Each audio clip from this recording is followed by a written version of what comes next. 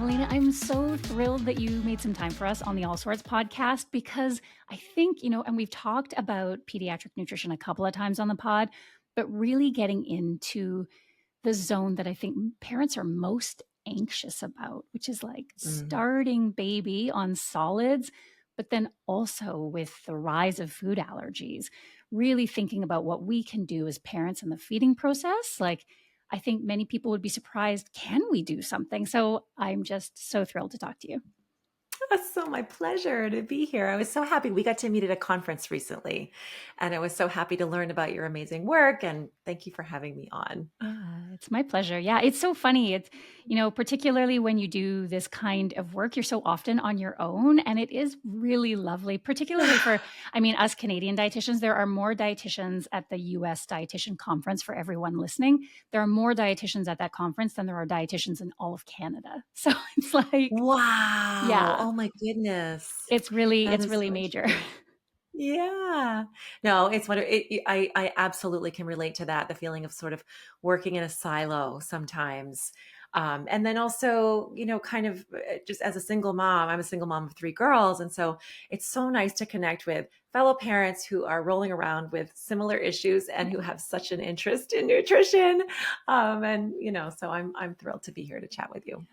Well, and we're going to get into it today. And Yeah. I thought that I would start because when I was reading your wonderful new book, which we're going to talk about as well, you shared this story about introducing peanuts to your first child in 2009. And, it really sort of resonated with me because my kids were born in 2010 and 2015, and I took totally different approaches. So maybe we can start with the food allergy piece, which is like, how did we used to think about introducing Mm. allergens to our babes? And like, how do we think about it now, according to the research?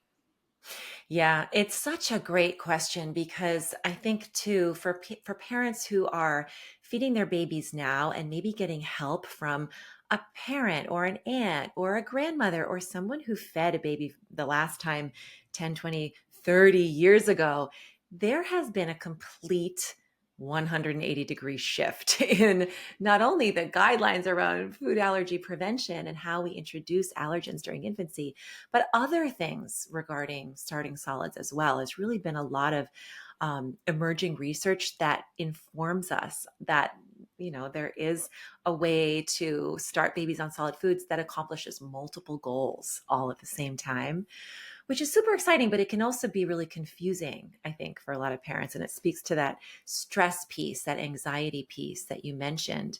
Because when you have if you're sitting down with your mom and she's saying, what on earth are you doing feeding your baby peanuts? We're not supposed to do that. Then it can just be very anxiety provoking. Yeah. So I think it helps to kind of, it's like a little bit of a history lesson in a way, because nutrition is comparatively a pretty new science, right? Which is one of the things I love about it because it's emerging all the time. Mhm. We're learning more and more about it all the time. But so my girls now are 11, 13, and 15. And yeah, so we had our babies, roughly around the same Yeah. time. And when my oldest was born, the guidelines said to hold off on introducing common allergens like peanut until the baby was about 1, 2, or even 3 years of age, Mhm. depending on the allergen and the baby's level of risk. And at that time, there was also a lot of anxiety around introducing these foods. And part of that was because we just didn't yet have the cornerstone kind of foundational research that we have now that informs us about the importance of introducing allergens early and then consistently. And so doctors and pediatricians and governing, the larger allergy organizations and health organizations didn't know what to say with regard to when to introduce common allergens. And so, but they had to say something, they had to give some guidance. And I like to make sure that I include that because I don't want blame to be placed on any one organization or group of people. We just didn't know. They Mhm. didn't know. So the guidelines back then were to wait, but it ended up that that was wrong. Wrong, wrong, wrong, like really quite wrong. Um, and we saw a around a 50% increase in the prevalence of food allergy during the time when that was the recommendation. So, yes, when my oldest was 12 months old, I drove her to the parking lot and I took a little bit of peanut butter toast and I was like shaking because there was so much anxiety and fear around this process. And that was kind of reinforced in the mom circles that I was socializing in. And so I fed it to her in the parking lot with the rationale that I was in there was a pediatrician just a few steps away, and maybe there would be an EpiPen in there and somebody who knew how to use it in the event that I needed it. But the sad thing, Desiree, now we know so much more, and we can get into why we know more and what that's based on. But in my work, in my private practice, in my work on Instagram and on my blog, I still hear this story over and over and over again. Are you Yeah. hearing this too? Are you hearing this kind of story where I do. I the parking do. And lot I story? I love that you really highlighted that nutrition is such a young science, because if we stop for just a minute and think about what you just said, that in 2009 and 2010, we had a completely different approach to allergies that was, in fact, now that we have the research, incorrect. And it takes so much time for things to trickle through to practitioners, Mm. especially practitioners for whom this is not their core area. I say, I'm the first person to say there's a couple of areas that are definitely not my core area. Sports nutrition is one of them, and pediatrics is the other. It's just not what I do. And, that's such a time of life, particularly with my first. I feel like with my second, it's sort of the like, oh, you're not bleeding, you're fine. But like with my first, everything, I read every book, I second guessed every decision. I was terrified of making a mistake. And when it comes to food allergy, that feels like the ultimate mistake, because if your child has an allergic reaction, it's terrifying. So I completely understand every parent who is so nervous about this, which is why I'm so glad you're here. I'm so glad. I'm glad. And that's really sort of s- dispelling some of that fear and stress around this process is really the sort of the underpinning and the overarching goal of my work, because there's a lot of comfort to be had the more we educate ourselves around this process, particularly with regard to introducing allergens during infancy. There's so much comfort to be had and information that we didn't have when you and I were having our babies. It has emerged since then. And like you said, it takes time to trickle down, not just to healthcare providers, Mhm. but to the parents who are actually doing the feeding. And I get it. I mean, pediatricians have so much to wrap their arms around, and they have so little time in these very short visits and so many topics that they need to cover. So I'm hoping that this book that I've recently come out, or is coming out soon, called Safe and Simple Food Allergy Prevention, will be, in a way, maybe a bridge for the pediatricians who haven't had a chance yet to get up to speed on the latest guidelines.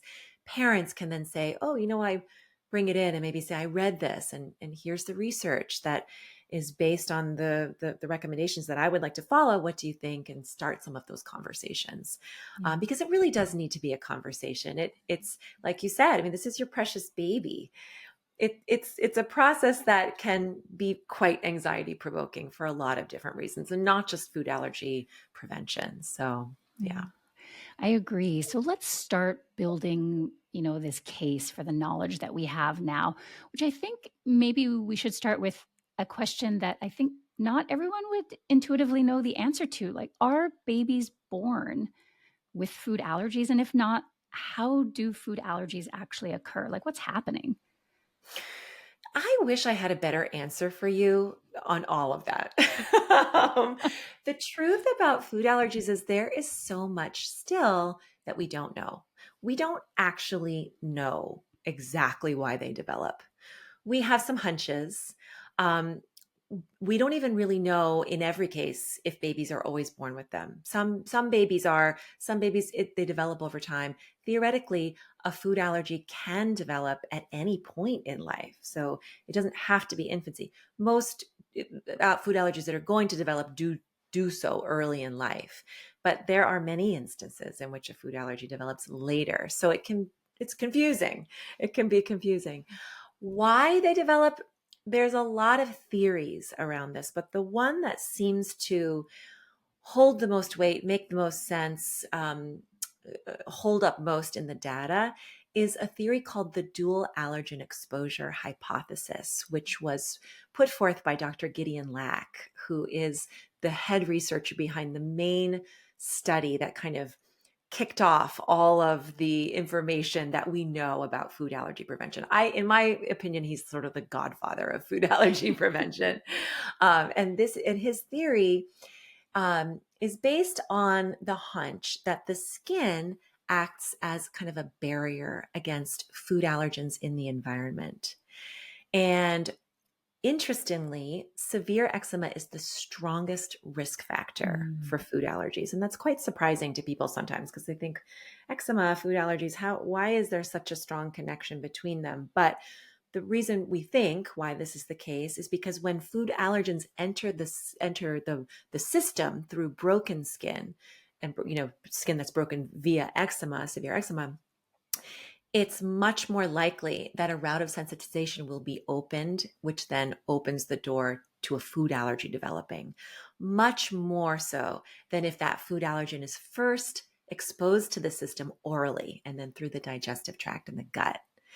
And so that's part of the rationale behind this early push for allergen introduction during infancy. Because if we can get those allergens in before they have a chance to enter through broken skin, there's a much less likely risk that the child will develop a food allergy. We've got some good data on things like C-sections, early antibiotic exposure, environmental differences, the microbiome. All of these may contribute in some way to food allergy development. But the one that seems to make most sense is this dual allergen exposure hypothesis. Yeah, thank you for that. And it really speaks to the individual nature of these responses with, our immune system and particularly infants' immune system, that it's just in this rapid phase of development and learning and the importance of teaching it. Well, if you eat this food is therefore okay. And there appears to be a really important sort of window for doing that, right? When do we Yes.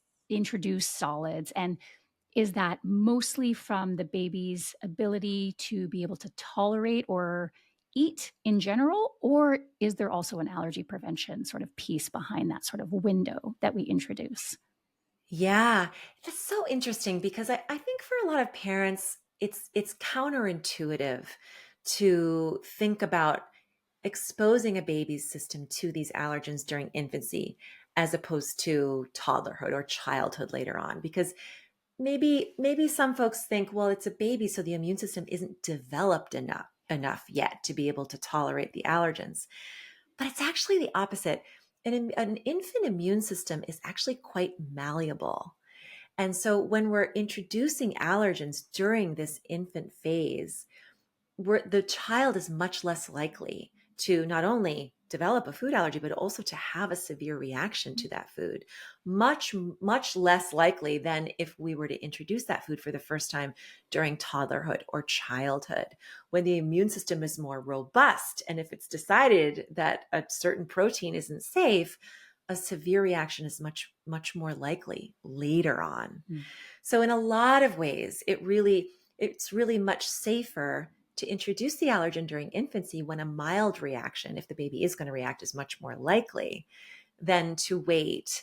And it's also better to know if your child is allergic early on, because then you can be in contact with the allergist and you can come up with that individualized allergy action plan and keep the child safe, as opposed to, a child trying something at a play date or at school or something that then you don't know their allergy status. And then a severe reaction is more likely and it's more dangerous. So the real risk is in waiting to introduce.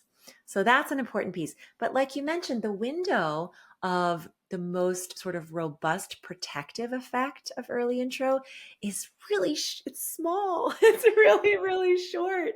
It's for peanut, the most protective window is between 4 and 6 months of age for the introduction of peanut. And for every month that we wait past the age of 6 months, that protective effect is reduced by 30% in high-risk babies. That's just that. I feel like when people hear that, they will be shocked. I know, it's shocking. And you know what? I think it's also confusing because Yeah. some of the messaging that we hear from different health organizations and from, when we're talking about the most advantageous age to start solids is to say, wait until the baby is 6 months of age.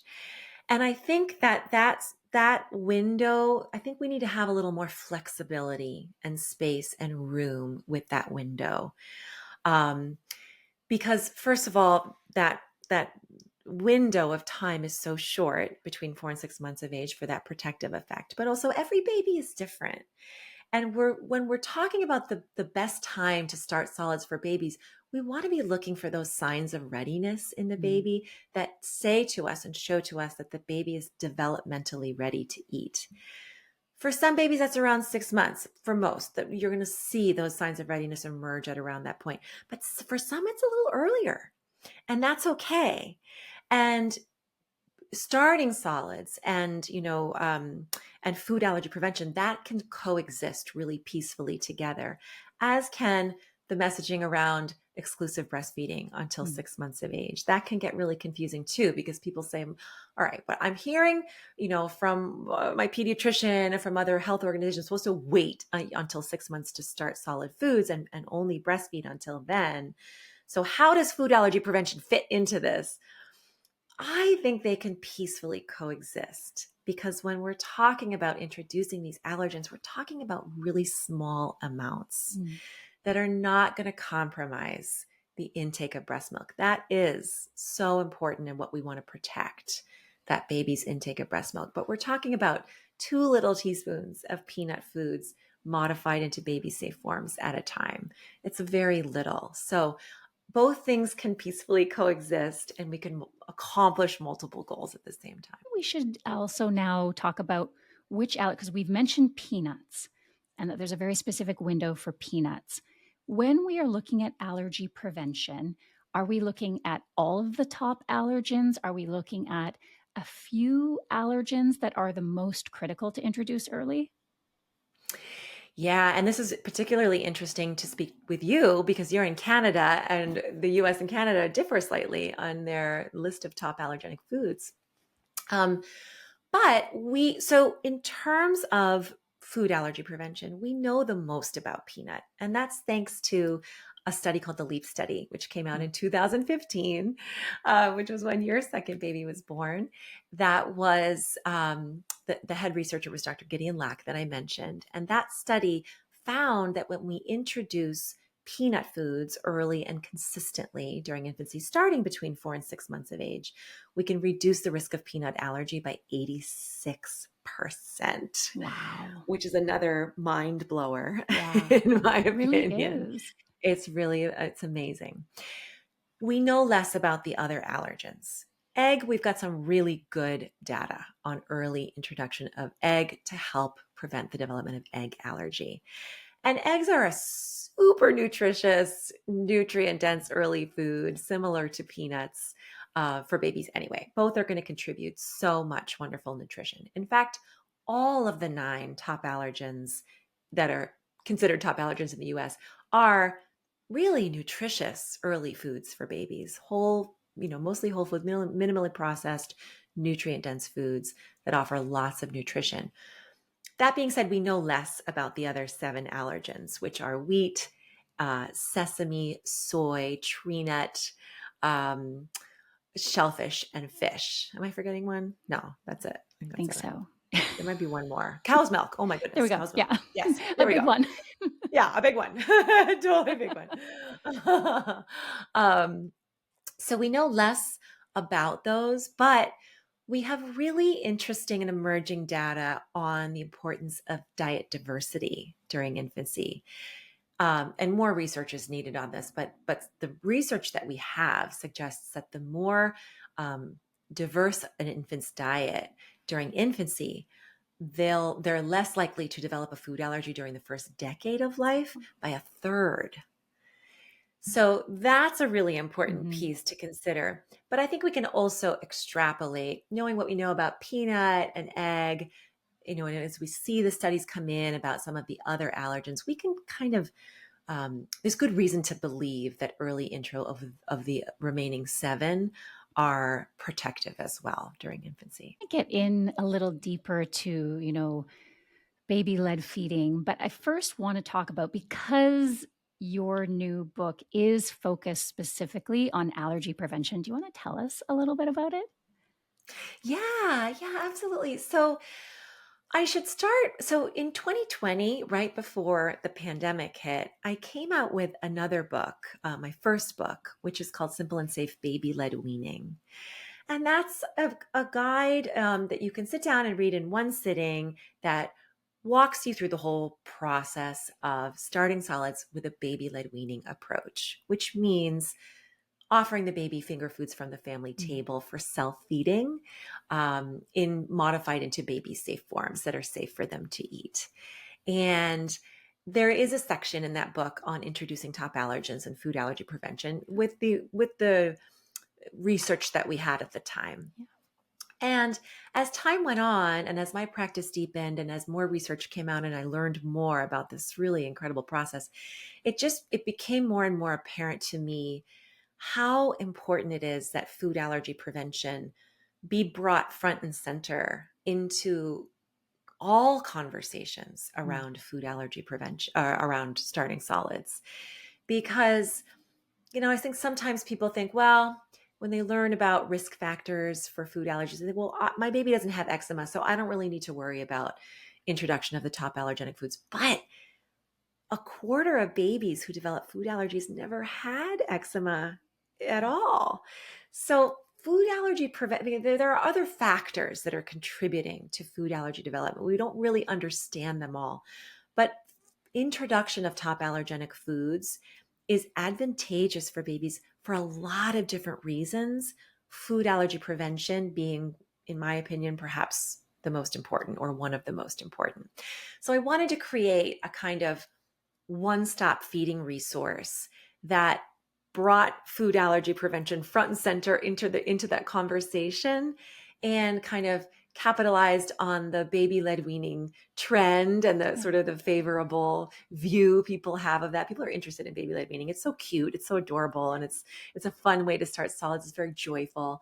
So I wanted to create a resource that really was drawing on all of the latest research on starting solids, on taking a baby-led approach, building responsive feeding into the process, and putting food allergy prevention front and center. So it has all of that foundational information about starting solids using a baby-led approach, but then it takes all of that science and makes it actionable. Mm. So because that's the piece I think, you and I, healthcare practitioners, it's really fun to like dive deep on the research, but a lot of parents, and myself included, when my babies were little, I was just like, can you just tell me what to do? Just tell me Yes. what to do. I You know so what I mean? I devoured your book, and I so wish that I had had it, because I agree. I think there's so much sharing of science and of theory, and it's important. It's really important to understand the why. But if you don't have the what and the how, particularly, when you're staring down your infant going like, I don't know if I'm doing the right thing, but here you go. Yes. And you're exhausted because you Oh my haven't God. slept. It's a hard time. It's Hmm. a really hard time of life, and wonderful, but Yeah. challenging. Yes. So I wanted to just create a roadmap where they didn't have to go anywhere else or go digging and, down the Google rabbit hole or any of that. So all of the foundational information on baby led weaning is there. I even build in some purees, because we could talk about that, the process of starting solids and purees and baby led weaning and how those fit together.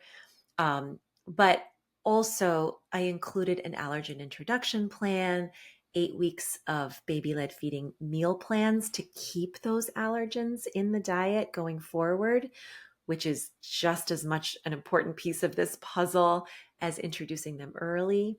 And then 80 recipes, all of which have at Amazing. least one or multiple top allergens that families can feed the entire family, not just baby. And that was important for me too. And I'm sure you can relate to this when you're when you're cooking more than one meal at a time. It is such a recipe for burnout. So I wanted meals that you can feed your partner and your toddler and your tween and your teenager and the baby and yourself all at the same time. It is so helpful. And it's so funny when I think about my own feeding experiences with my two kids. With my first, again, there was, allergens holding off.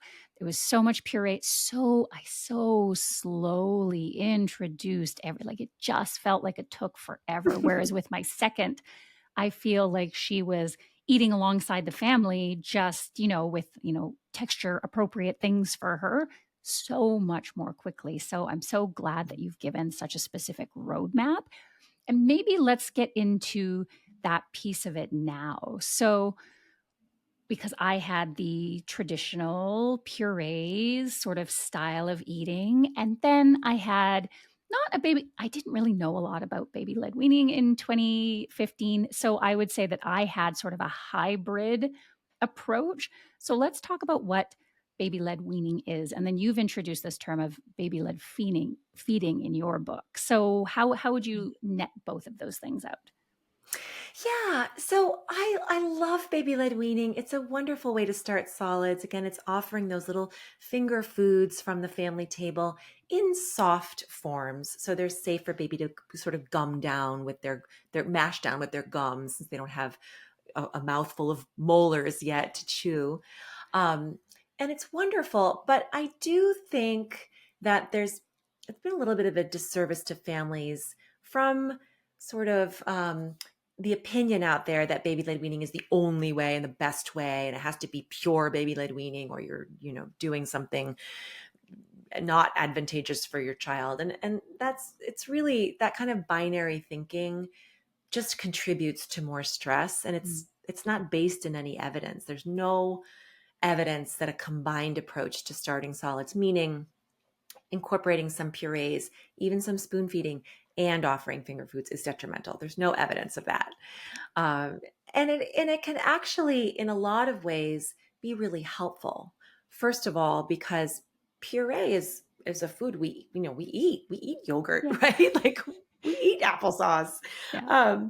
and a lot of the SLPs and the OTs and the like other feeding disciplines that I work with, the folks will tell me that a large number of their caseload is baby led weaning babies who then grew into toddlerhood but were never exposed to purees and then really struggle with that Oh, texture. interesting. Isn't that It interesting? is. Yeah. So it's an important texture, but also from a food allergy prevention standpoint, when you have a baby who has eczema, who has severe eczema, um, early on, if they're feeding themselves the allergenic foods, it's really hard for it not to get all over them. I mean, baby led weaning is a mess, and it's a wonderful mess, and that's part of it, and I'm here for it, and it's great.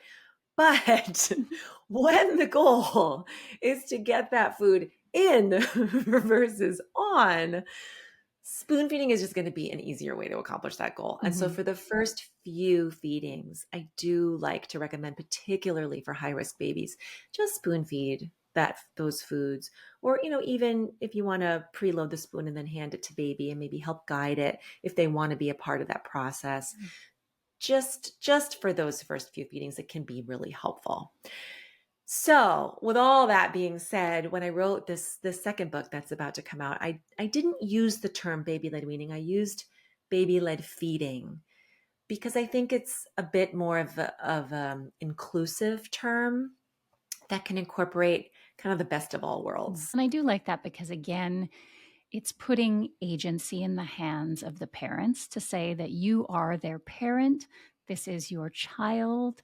It's up to you to decide what is best for your child. And, it's incredible that we have so much knowledge. We have all of these tools, but ultimately, like, no one knows your baby like you know your baby, right?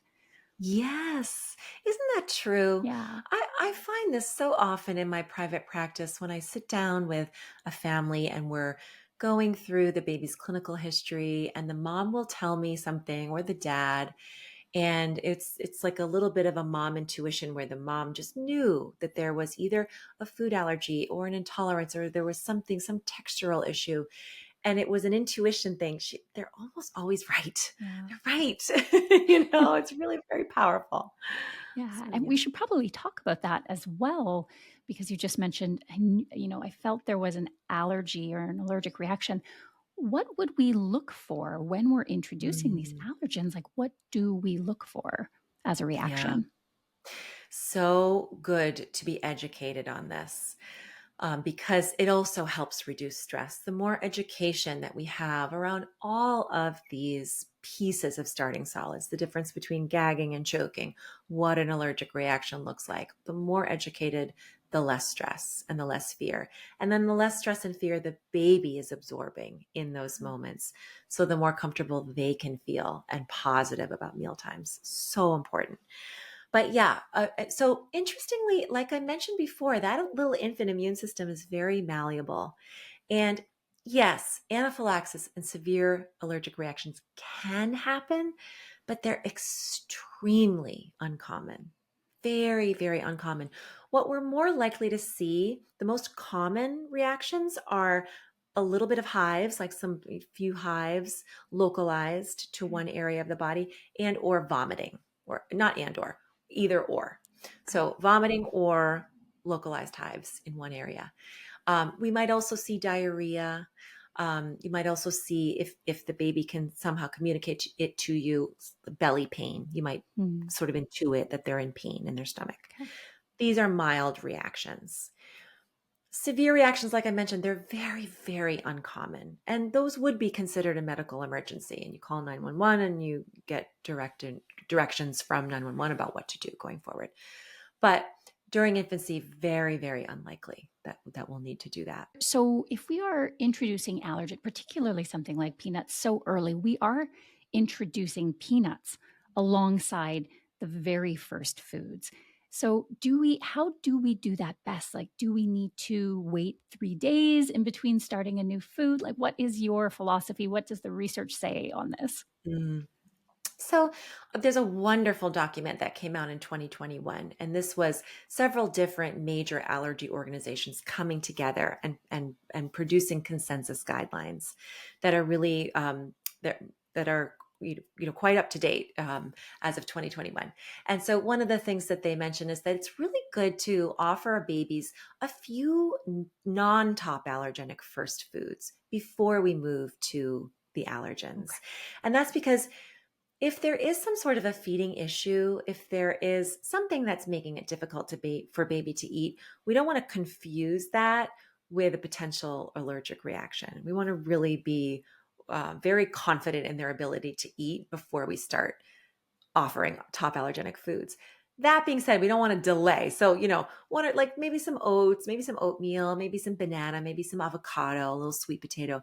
But once they've had a few of those first foods and you feel confident in their ability to eat, then starting usually with peanut and egg being the highest priority, because we know the most about those. We would want to first modify those foods so that they're safe for baby to eat. Super easy to do. With peanut, I like to do just a little bit of smooth peanut butter, 2 teaspoons, thin it out with a Mhm. little bit of maybe a tablespoon of breast milk or formula or even water, just so that it's not that thick, viscous glob, because that could be a choking hazard, as well as whole nuts. Of course, I think that's pretty intuitive. We don't want to offer a whole nut during infancy because that's a choking hazard as well. So once we've thinned out that peanut butter, just feeding a little bit on the tip of a spoon and then waiting 10 minutes or so. Okay. With an IgE mediated food allergy reaction, if it's going to happen, we'll see it within a few minutes to 2 hours of when the food was eaten. So if you wait 10 minutes, after a bite, and there's no sign of anything, then the recommendation is to continue feeding the rest of the portion at the baby's normal feeding pace. And then just waiting, just observing for a couple of Mhm. hours and seeing. You don't want to do it on a day when, you're dashing off to work, and you feed the baby and then dash off to work. Like do it on a day when, you can be around for a couple hours and well before a nap so that you're not putting the Yeah. baby down and leaving because we want to Okay. be able to observe. But that's really it. Now, the 3-day thing, Yeah. this is advice that's been around for a while. It was interesting. So, when I was feeding my niece, who's now 21, the directive back then was very clear from her pediatrician. Every single food that you introduce to her, one food at a time, and then wait 3 days before introducing Yeah. another. And you were mentioning that, like if and when the goal, and by the way, it is for the baby to have a diverse diet, it's going to take a really long time to get there if we're waiting 3 days between each food. So that advice has now been is now considered outdated and really just ends up creating more stress and difficulty for families who are trying to get their babies to that point where they're eating a diverse diet. So non-top allergenic foods, no need to wait in between them. The goal is a diverse diet. Just feel free to feed. Top allergens, it's interesting. A lot of healthcare practitioners do recommend waiting a few days between top allergens Mhm. before introducing another, with the rationale being that sometimes it takes maybe one or two or even three introductions before an allergic reaction will emerge. That can happen. But the truth is, there's no evidence that there is a need to wait those 3 days Okay. in between, even top allergens. It's a kind of a common sense approach to introducing allergens because it just makes it easier to figure out which food is responsible if baby does have a reaction. Mhm. But it's not necessary. It's just kind of a common sense conservative way to go. With high risk babies in my practice, I do recommend they take that sort of route, but in the book, I outline a 9-day allergen introduction plan. And if parents want to blow through all nine in 9 days and they have a low risk baby, they're more than welcome to do that. That's certainly an option. So you can take it or leave it and maybe talk with your healthcare provider about it, especially if you have a high risk baby and see if they have a differing opinion. But there's no evidence that it's the only way to do it. Yeah, that's so helpful. Thank you. And you mentioned portion. As soon as the word portion popped up, I was like, ding, ding, ding, ding. Like, how much are babies eating? Because I remember with my first feeling like we were working so hard trying to introduce this sort of like 3 quote unquote meal a day schedule. And I swear he was eating like a half a teaspoon and no more. Like, and I think too, then it sort of led to this idea that, early foods are really just for fun. So I want to throw both at you, your response Mm. to that idea of food being just for fun, but also like how much can we expect our, 6 month or 7 month or 8 month old to actually eat at a quote unquote meal? Yeah, that food before one is just for fun has it's really dug in. That's a Mhm. phrase It's that because it gets tossed. rhymes. We can't get rid of it because it rhymes. We love a rhyme. Yeah. Yeah, it's definitely catchy and it sticks in your head. I think it was popularized by the breastfeeding movement in order to help promote and protect a baby's intake of breast milk, which was and is a worthy goal because breast milk and or formula are going to be and are the number one source of nutrients throughout the first year of life. So, in terms of nutrient intake, complementary foods are not providing as much to the baby as that important breast milk and or formula. But that phrase is another one that's outdated at this point because we know so much more about infant feeding, and there are so many there's so many reasons why we feed babies foods, right? for the nutrients that they start to really need to get from food at around 6 months of age, like iron and zinc, they need to start getting those from complementary foods. For the development of self-feeding skills and fine motor skills that they practice, for the bonding that happens with caregivers, for food allergy prevention, which is, huge and so important, but also to help expand their palate, to get them used to the process of chewing and swallowing and breathing all at the same time, which is a learning process. Like, there's a lot of reasons why we feed babies. So it's not just for fun, certainly not just for fun. Um, but it can be confusing because their tummies are so tiny and they don't really ingest, especially at first, very much. It just doesn't mean that it isn't valuable. It's still Yeah. super valuable. In terms of portion, I think it can be very overwhelming for a baby for us to set a large amount of food in front of them. Often that leads to a lot of like plate tipping and food throwing, and All that good it's stuff. really over. Yeah, all the good stuff that I don't miss about cleaning up after my girls. But so in order to cut down on some of that overwhelm and also just make it more likely that they will then explore the food, and because that's really the goal here too, is for them to explore what it feels like, what it smells like, what it tastes like, what's the color. That's part of this wonderful process of learning how to eat. Just one or two, maybe three pieces of food on the tray to start when you're starting around 6, 7 months of age, or maybe 5 months of age. I wouldn't expect in general a baby to eat more um, than, well, every baby is different. The kind of the back of the envelope rule of thumb is around a tablespoon of each food offered per year of age. Mm. So, you mentioned half a tablespoon. If a baby's eating half a tablespoon and they're 6 months old, it's kind of right on, right? In terms of the size of their little tummy. Now, that being said, some babies are just robust eaters, and it feels like they're just filling up a wooden leg, and that happens too. So that's why I hesitate to say any kind of a portion size. But that's one of the really amazing benefits, in my opinion, of taking a baby-led approach, is the baby is leading, and it's the baby's internal self-regulation system that we're strengthening by providing the food and then letting them decide how much and whether to eat of those foods. And it's really, I think it's such a profound and wonderful sort of parenting journey to set yourself on from that very beginning, because you can extrapolate it into so many other areas of parenting too. It's kind of like the basis of an authoritative approach to parenting. Here's the structure, and I'm going to give you lots of freedom and autonomy within that structure to make healthy choices for yourself. Yeah, I do love that.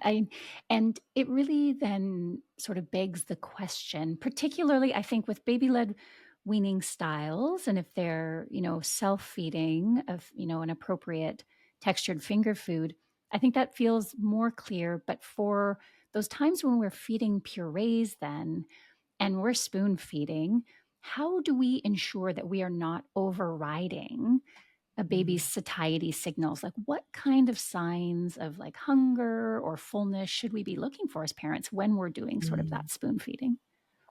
I love that you asked this question because it tees me up to talk about what I think is maybe one of the most underappreciated concepts in infant feeding, which is the concept of responsive feeding. Mm. And responsive feeding, in my opinion, is kind of the underpinning, the foundation of however we want to choose to feed babies, whether it's via baby-led weaning or spoon feeding. When we take a responsive feeding approach, we set them up for a healthy long-term relationship with food and for an ability to recognize and strengthen those internal self-regulation cues, which sometimes down the road can be lost if we don't strengthen them and help a child learn how to recognize them. And responsive feeding in the context of spoon feeding can look like, and by the way, in spoon feeding, I think spoon fed babies can be it can be just as baby-led an approach as baby-led weaning, Yeah. depending on how connected we are with those signs of hunger and fullness, which can look different from baby to baby.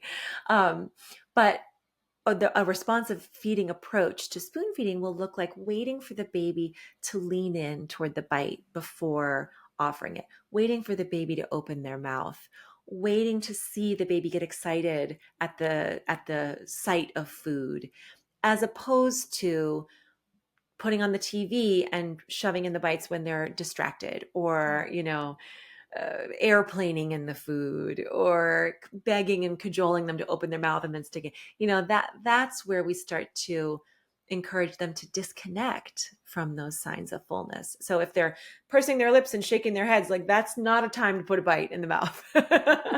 Or if they're starting to throw the spoon, or if they're really really wiggly in the chair and they don't want to, they're not showing an interest in food anymore.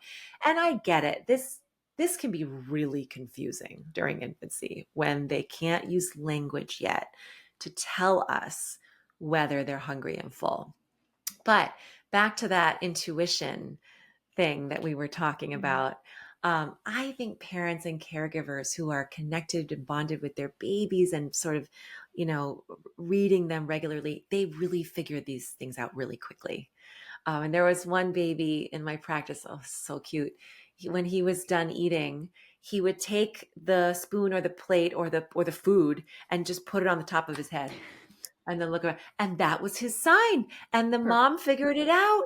And after a few meals, was like, oh, he's done. And that was their sign. I thought that was the cutest thing. Another one would take his little feet and just put them up on the tray, like, just stick his feet up on the tray. Like, that was his sign. So it can look a little different from baby to baby, but Perfect. you'll know. No, that's helpful. And I feel one thing I do wanna talk about before we move on to the rapid fire, and I mean, we could talk for hours, and that's All why day. your incredible All book day. exists, because people can go and get it and read it cover to cover. But I do wanna cover along, the lines of first foods, iron-rich foods. And Mm. so what you might recommend, because again, at one point we said really it was just only iron fortified cereals, and I know that that's changed now. So maybe we can speak to that. Yeah. Yeah. So iron is one of those really key growth nutrients for babies' brain development, for the development of their immune system. And it's an interesting nutrient because at around somewhere between 4 and 6 months of age, those wonderful stores that baby has built up in utero from the mom are usually more or less depleted if the baby is breastfeeding. And so it's important for them at that point. It's kind of Mother Nature's so brilliant. That's the point when the Yeah. baby is developmentally ready to start eating solid foods. And that's when the baby needs to start eating iron rich foods to get that nutrient.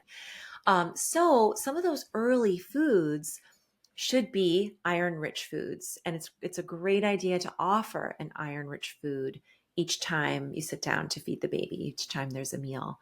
And some of those foods could be things like like a meat, like a strip of steak. And the goal for a strip of well cooked steak is not going to be necessarily that the baby's going to tear off a piece and chew it. They're not going to have molars, but they can suck out those iron rich juices if they're if you cut it into a strip and give it to them that way. Same thing with a drumstick, a cooked drum, like a chicken drumstick or a turkey drumstick. They can suck out those iron rich juices. And if the meat is dark and very tender, they might be able to nibble some pieces from there. A spare rib is a really great early food with the bone in, because it's Mm. also, in addition to having some of that wonderful iron rich meat on it, it's something that they can kind of poke around inside the mouth with and wake up some of the structures inside their mouth and start to understand where things are in Yeah. there, which helps desensitize that gag reflex. It can help them understand, how to chew and how to move and manipulate foods inside the mouth. So those are some of the animal based ones. Beans and legumes, lentils, these are wonderful iron rich foods too. We would need to kind of mash them down. You can just even take your thumb and just mash them so that they're Yeah. not round and hard. Um, round and hard foods pose a choking risk because they're sort of shaped like a windpipe. So we'd want to mash those down for baby and maybe put it in a bowl so they can scoop it with hands. Nuts and seeds are also quite, they have a lot of wonderful iron and zinc in those as well. Again, we need to modify those. So I mentioned how we would modify peanuts, but you can do the same thing with nuts. You can do the same thing with like pumpkin seeds or flax seeds, chia seeds. Those are flax seeds ground are wonderful. Chia seeds we don't even need to grind because they're so small and they're very rich in nutrients as well. So those are all, I'm kind of trying to think of any other. I mean, iron rich fortified cereals are another option. But we have so many more options now than just rice, right? We've Yeah. got millet and barley and quinoa and oat, and these are all wonderful whole grains that have that fortified iron in there as well. So that's an option too. Yeah. And because I'm plant-based, I wanted to ask a question because I feel like iron fortified cereals are still so helpful if you're raising plant-based kids. Yeah. My thought, and you tell me if I was wrong, but one of my concerns with the iron fortified cereals is that they're so bland. And I didn't want to Mm. teach my baby to only like bland things. So I always mixed another puree in with them so it had flavor. What do you think about something like that? Yeah, I think that's Okay. great. I think it's a great way to do it. And, there's other ways too. One thing that's really helpful with baby led weaning, if you're offering like a slippery fruit, like a wedge of avocado, that can sometimes, the baby goes to palm it and it like shoots out of the palm because it's so slippery. So if you take some of that iron fortified baby cereal and just roll that wedge in the cereal, it gives it grip and this wonderful Amazing. nutrient boost. Yeah. So good. Lots of ways to work it in. I feel like that's a fantastic mic drop tip before like before we go into the rapid Yay. fire because I never would, it's just one of those things like this is genius. I never would have thought of that. And that's amazing. My life is better now I'm because I've so heard it. glad. It's funny, I can really relate to what you said about because my first baby led weaning wasn't really trending. It wasn't widely understood or known at that point. And with the second and third baby, you're just kind of surviving.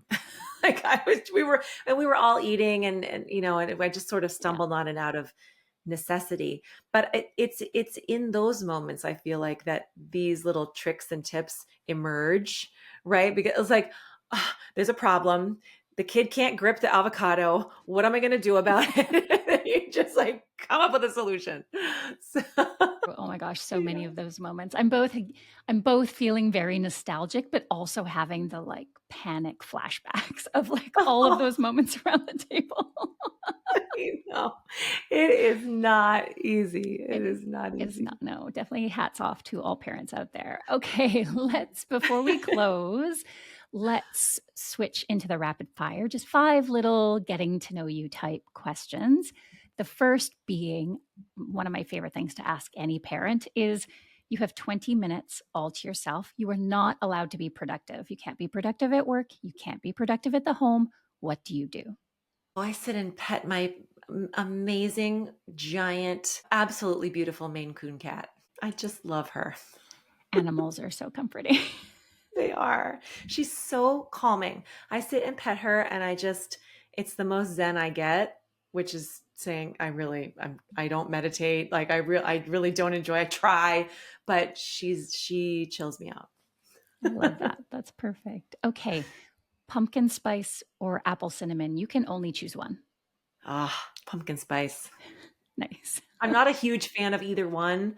I'm a chocolate girl, 100% dark chocolate. The darker the better. Love it. But if I have to choose, it's pumpkin spice. Love it. Okay. What are you watching right now?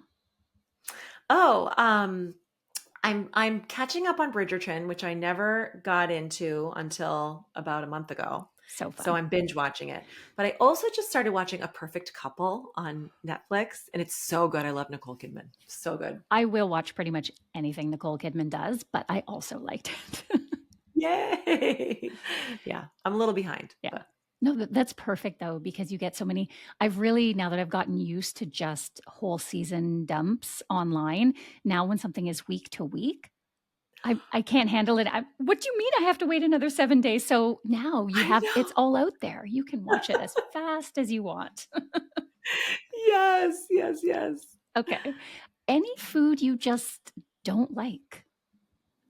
Yeah, there aren't many, but really the one that comes to mind is liver. I understand there's a lot of, I've my mom tried to give it to me when I was growing up. She used to eat it when she was growing up and she thought it's so nutrient rich and it's going to nourish you so much and I just can't do that. Yeah.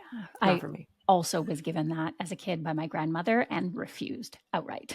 And I was a Yeah, very good eater as a not kid, but I refused. I can relate. Okay, last one. The condiment you cannot live without.